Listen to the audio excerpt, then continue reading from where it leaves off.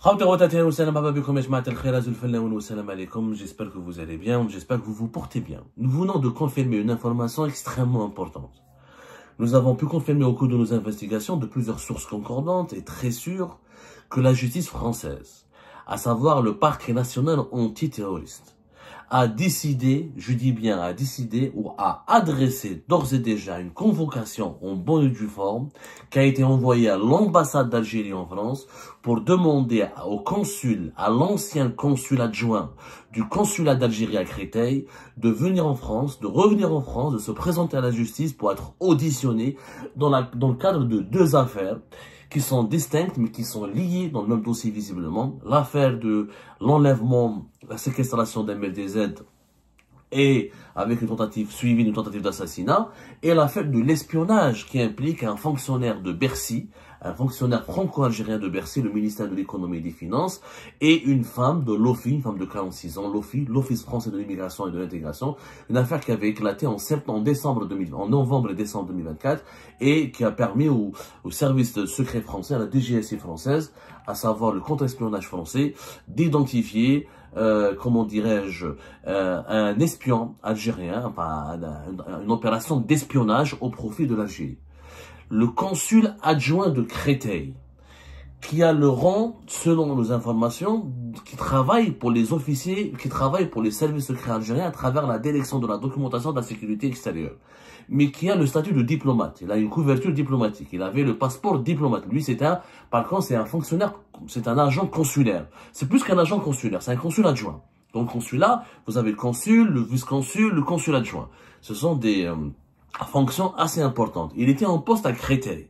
Il a quitté la France, il a quitté le territoire français au mois de décembre. Je dis bien au mois de décembre 2024. Même pas décembre, je crois qu'au début du mois de décembre. Alors que l'affaire, elle a éclaté, l'affaire de l'espionnage, la première affaire, pas l'affaire MDZ, l'affaire du fonctionnaire franco-algérien qui a utilisé la femme qui travaillait à Bercy, qui a utilisé une femme à l'OFI pour récupérer les adresses, les coordonnées personnelles et les numéros de dossier, les informations sur les dossiers administratifs d'une trentaine de personnalités algériennes, dont des journalistes indépendants, dont des réfugiés politiques algériens, dont des opposants algériens, dont parmi lesquels MDZ, Anaya, Abdou Sammar, Chouki Ben Zahra, dont des personnalités algériennes établies ou exilées en France, comme l'ancien ministre de l'Industrie et de l'Investissement, Abdeslam Bouchouer. Cette affaire-là implique directement l'enquête de la DGSI française à pointer du doigt, à remonter la piste jusqu'à ce adjoint consul qui a failli, qui devait être arrêté. En réalité, le scandale a commencé avant l'affaire, avant même l'aboutissement ou l'avancement de l'enquête sur la séquestration et l'enlèvement d'MLDZ, le blogueur et cyberactiviste MLDZ. L'affaire a commencé par le fonctionnaire franco-algérien de Bercy qui a été arrêté le 16 décembre et qui a été placé sous contrôle judiciaire. L'affaire se retrouverait, selon nos sources, au sein du pôle du parquet national antiterroriste. L'affaire a été toujours la même juridiction qui enquête sur l'affaire MDZ, enquête sur cette affaire d'espionnage. Et l'information judiciaire, l'enquête judiciaire a commencé le 20 novembre 2024. Les deux acteurs de cette affaire, la femme de 46 ans de l'OFI et le fonctionnaire franco-algérien, dont les identités n'ont pas été révélées, sont placés sous contrôle judiciaire. Ils n'ont pas été emprisonnés. Pourquoi? Parce que la justice française a estimé qu'ils n'avaient pas révélé des secrets d'État qui impliquent les affaires sensibles de l'État français. Ils ont révélé les adresses personnelles, les coordonnées, les détails et les dossiers et ce qu'il y avait dans le dossier administratif de personnalités algériennes qui vivaient en France et qui étaient réfugiées en France. Ils n'ont pas révélé des affaires de secret défense ou des affaires. Donc, ils ont requis les juges étaient beaucoup plus cléments. C'est pour ça qu'ils les ont mis sous contrôle judiciaire, parce qu'il s'agit d'espionnage pour connaître les adresses et connaître les détails sur la vie administrative, la vie privée et que font les Algériens ou les Algériens qui sont ciblés par le régime algérien, quelle est leur situation administrative sur le sol français. Contrairement à l'affaire MDZ, qui est beaucoup plus grave, il ne s'agit pas de l'espionnage, séquestration, enlèvement, avec une entreprise terroriste, en vue d'attenter à l'intégrité physique de quelqu'un, en vue de l'assassiner. Là, cette affaire-là, les 3 personnes qui ont été arrêtées ont été emprisonnées, parce qu'il s'agit quand même de la violence, d'un passage à l'acte, d'une tentative de meurtre pratiquement, d'une tentative d'assassinat, qui n'a pas abouti, alhamdoulilah, pour MLDZ. Dans ces deux affaires, La première affaire, adjoint consul du consulat d'Algérie à Créteil. La deuxième affaire, c'est un agent du consulat de Créteil en Algérie, plus deux de ses parents, deux de ses proches qui vivent en France, qui ont été accusés d'avoir joué le rôle d'intermédiaire, qui auraient joué un rôle important dans l'organisation du kidnapping, de l'enlèvement, de la séquestration d'Ahmed DZ. Mais les deux affaires auraient été gérées ou auraient été, je parle au conditionnel, moi j'ai pas vu le dossier, moi c'est ce que nos sources nous ont rapporté. On soupçonne, pour le moment c'est des soupçons, c'est pas encore des mises en examen.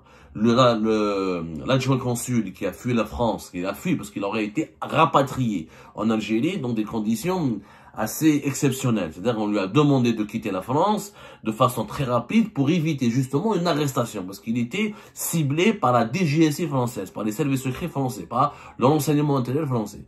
On soupçonne, les juges français soupçonnent cet adjoint consul, qui était l'adjoint consul du consulat d'Algérie à Créteil, d'être le cerveau des deux opérations, à savoir l'affaire de l'espionnage, de Bercy de l'OFI, et l'affaire de la séquestration et de l'enlèvement d'Ahmed DZ. Maintenant, la justice française, elle cherche à confirmer ses soupçons. Et je vous dis, la justice, elle est indépendante. Elle est sérieuse, elle est rigoureuse. Là, il n'y a pas la justice de téléphone, il n'y a pas la pression politique. Les juges ont des soupçons.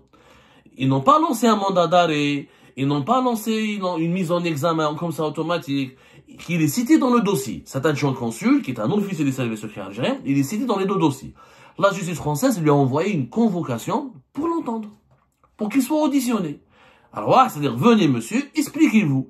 À la suite de cette audition, les juges français vont décider ce qui sera mis en examen ou pas. Le problème, c'est qu'il n'est plus en France, il est en Algérie. Et le deuxième problème, est-ce qu'il acceptera de venir en France et d'affronter les juges français? Et le troisième problème, c'est que, à travers cette convocation judiciaire, qui a été communiquée selon nos sources par la voie officielle, le parquet national antiterroriste, il a utilisé la voie judiciaire pour l'adresser à un service judiciaire de l'ambassade d'Algérie en France, pour informer l'intéressé, ils ont son nom, ils ont toutes les informations sur lui, il a été identifié, et la justice française lui demande de venir en France, de se présenter à Paris, au tribunal judiciaire de Paris, pour être auditionné par les juges, par un juge d'instruction. On charge des deux affaires, encore une fois, l'affaire séquestration, enlèvement d'Ahmed DZ et l'affaire de l'espionnage avec le fonctionnaire de Bercy et la femme de l'OFI. Troisième point qui est grave, et qui va mettre à mal l'argument et les arguments du régime algérien, des autorités algériennes. Ça va être difficile de communiquer là-dessus. C'est que c'est la justice qui envoie la convocation. C'est pas Bruno Retailleau.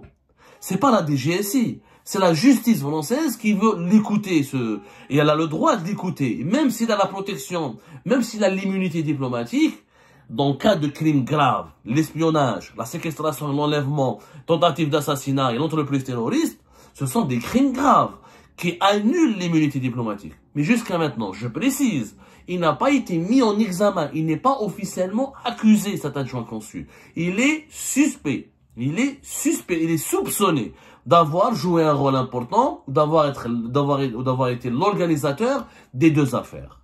Maintenant, la balle est dans le camp des autorités algériennes. Est-ce que l'Algérie va autoriser ou va envoyer cet adjoint consul en France pour qu'il soit auditionné? Avec le risque, naturellement, s'il est auditionné, il peut être placé en garde à vue, il peut être placé sous contrôle judiciaire, il peut être placé en détention provisoire. Si les juges français ont des preuves matérielles ou des preuves avérées qu'il a essayé ou qu'il a organisé ou qu'il a participé directement ou indirectement à un enlèvement ou avec une entreprise terroriste, etc., ça peut se passer très très mal pour lui. Mais en tout cas, est-ce que fuir, si cet officier, si cet adjoint consul ne vient pas, il n'affronte pas les juges français, est-ce qu'il ne risque pas de confirmer les soupçons? Est-ce qu'il ne risque pas de, finalement, parce que, s'il est vraiment innocent, il n'a rien commis de grave, pourquoi avoir peur d'affronter la justice? Il ne devrait pas avoir peur d'affronter la justice. Moi, je pense pas qu'il va venir. Je pense pas que cette convocation sera suivie des faits. Honnêtement, je crois que vu comment le conflit diplomatique et politique a pris une dimension surréaliste entre les deux pays, vu comment l'Algérie considère cette affaire comme étant un complot, comme étant une affaire montée de toutes pièces, basée sur des arguments vermoulus, invalides, qu'elle accuse Bruno Retailleau d'avoir été à l'origine de ce complot politico-judiciaire, je crois pas que les autorités algériennes vont réagir. C'est-à-dire que lui aussi, c'est un adjoint consul, c'est un officier supérieur, c'est un officier des services secrets. On n'a pas son grade exactement. Il y en a qui nous disent qu'il est commandant, donc qui nous disent qu'il est capitaine. En tout cas, on n'a pas son grade précis, on n'a même pas son identité. On va respecter le secret d'instruction et on va respecter sa vie privée aussi, ce monsieur, parce qu'il n'a pas été encore mis en examen. Mais pour qu'il puisse, même s'il voulait lui-même se rendre en France et affronter les juges, il devrait avoir les autorisations du gouvernement algérien. S'il n'a pas l'autorisation de sa hiérarchie, de sa tutelle, à savoir la présidence de la République et l'état-major de l'armée, il ne pourra pas venir. Donc, comment vont réagir les autorités algériennes? Comment va réagir le pouvoir algérien face à la convocation judiciaire? Là, c'est la justice. Vous ne pouvez pas dire Bruno Retailleau, c'est la justice. La justice, elle a des soupçons. Vous n'allez pas dénier le droit à la justice française d'enquêter. La justice algérienne demain, si elle a des soupçons contre un diplomate français qui aurait, dans un crime grave et crapuleux, elle a le droit d'enquêter avec lui. Elle a complètement le droit d'enquêter avec lui. La justice, elle est souveraine. Comme la justice en Algérie, elle est souveraine. La justice en France, elle est souveraine. D'autant, c'est évident, il n'y a pas de débat là-dessus. La justice en France, elle est beaucoup plus indépendante. Il n'y a pas de débat là-dessus. Donc, comment va-t-on essayer d'expliquer comment on va justifier la fuite en avant, c'est par malheur ou si c'est par hasard? Cette convocation n'est pas suivie des faits. Sachant qu'on va demander à des sources judiciaires, s'il ne se présente pas cet adjoint consul, les juges français pourraient l'inculper. Peut-être pourraient même lancer un mandat d'arrêt international contre lui. Pourraient même lancer une commission rogatoire. La justice française pourrait demander à la justice algérienne de coopérer, de l'interroger. Est-ce que la justice algérienne accepte? Il y a plusieurs voies. Maintenant, on va déterminer un petit peu avec des experts dans ce genre d'affaires judiciaires. Parce que, ou la commission, ou une commission rogatoire pour une commission de justice, ou des juges français vont aller en Algérie pour l'interroger. C'est probable, mais je sais pas comment ça va se faire. Ou lui, il accepte de venir. Ou il n'accepte pas de venir, il y aura un mandat d'arrêt international contre lui. Est-ce que la mise en examen est automatique si lui ne vient pas, ou il faut attendre d'autres investigations judiciaires pour confirmer les soupçons? Il y a plein de scénarios qui pourraient se dessiner. Quoi qu'il en soit, cette affaire devient un scandale d'État. Un premier agent consulaire qui est emprisonné, qui a un passeport de service, et deux de ses complices, et un adjoint consul qui est cité, qui n'est pas encore mis en examen, qui n'est pas encore inculpé, il est cité. Mais il doit être auditionné et il doit répondre, auditionné, doit être interrogé par la justice française dans les plus brefs délais. Certainement dans la convocation, il y a un délai qui a été généralement dans les décisions en France, les convocations judiciaires, il y a toujours un délai, une date bien précise pour répondre et pour s'expliquer, c'est des rendez-vous précis, l'heure, la date, etc. Et le lieu de l'interrogatoire, généralement c'est dans les bureaux des juges d'instruction. Si l'Algérie ou les autorités algériennes ne collaborent pas, c'est qu'elles peuvent confirmer des soupçons. Puisque vous dites que c'est une affaire montée de toutes pièces. Ben, collaborez avec la justice, prouvez-le. C'est simple. Mais moi, si j'étais à la place de cet adjoint consul, je n'aurais pas peur. Je vais pas risquer mon honneur, je vais pas risquer ma dignité, mon nom, etc., ma carrière, si j'ai rien fait. Je n'ai qu'à venir à Paris, j'affronte les juges, j'ai rien fait. Où sont les preuves? Je n'ai rien à voir avec l'affaire d'Ahmed-Tezed. Je n'ai rien à voir avec l'affaire d'espionnage. Il faut s'expliquer. Il faut affronter. La fuite en avant risque encore une fois de compromettre la crédibilité et l'honneur de l'État algérien qui est en jeu. C'est pour ça que c'est une affaire sérieuse. Ce n'est pas une affaire de Bruno Retailleau contre l'État algérien. C'est une affaire de justice maintenant. C'est une affaire d'investigation judiciaire, d'enquête judiciaire sur des crimes graves. On parle d'espionnage, séquestration, enlèvement et entreprise terroriste, tentative d'assassinat. Donc ce n'est pas une simple polémique politique ou politicienne. Voilà ce que nous avons pu obtenir au cours de nos investigations. Nous avons tenu à le partager avec vous.